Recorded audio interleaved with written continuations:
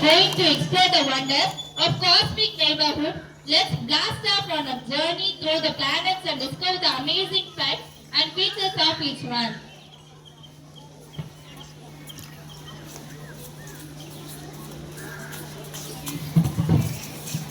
அனைவருக்கும் வணக்கம். என் பெயர்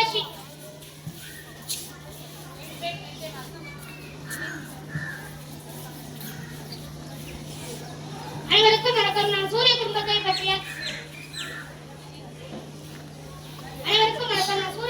பற்றி பேச வந்துள்ளேன்.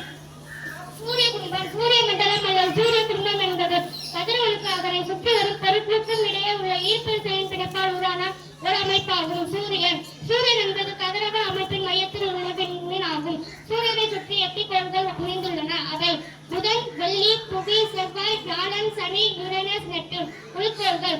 இவை சூரியனுக்கு அருகில் உள்ள 4 கோள்கள். அதாவது புதன், வெள்ளி, புவி, செவ்வாய் கிரகங்களை குறிக்கிறது. வெளிப்புற கோள்கள் இவை சூரியனுக்கு தொலைவில் உள்ள 4 கோள்கள். அதாவது வியாழன், சனி, யுரேனஸ், நெப்டியூன் கிரகங்களை குறிக்கிறது. புதன் சூரிய குடும்பத்தில் முதல் கோளாகும். சூரியனுக்கு மிக அருகில் உள்ள கோளாகும். இச்சூரியனை ஒரு முறை சுற்றி வர 88 நாட்கள் எடுத்துக்கொள்கிறது. வெள்ளி இது 2வது கோளாகும். இது வெப்பமான கோளாகும். இச்சூரியனை ஒரு முறை சுற்றி வர 222 நாட்கள் எடுத்துக்கொள்கிறது. புவி இது 3வது கோளாகும். சூரிய குடும்பத்தில் உயிர்கள் வரும் ஒரே கோள் புவி மட்டும்தான். இச்சூரியனை ஒரு முறை சுற்றி வர 365 நாட்கள் எடுத்துக்கொள்கிறது. செவ்வாய் இது 4வது கோளாகும். சூரியனை ஒரு முறை சுற்றி வர 687 நாட்கள் எடுத்துக்கொள்கிறது. வியாழன் இது 5வது கோளாகும். இது மிகப்பெரிய கோளாகும். இது வாயுக்கோள் என்று அழைப்பார். இது சூரியனை ஒரு முறை சுற்றி வர 12 ஆண்டுகள் எடுத்துக்கொள்கிறது. சனி இது 6வது கோளாகும். இது மஞ்சள் நிறமாக காட்சியளிக்கிறது.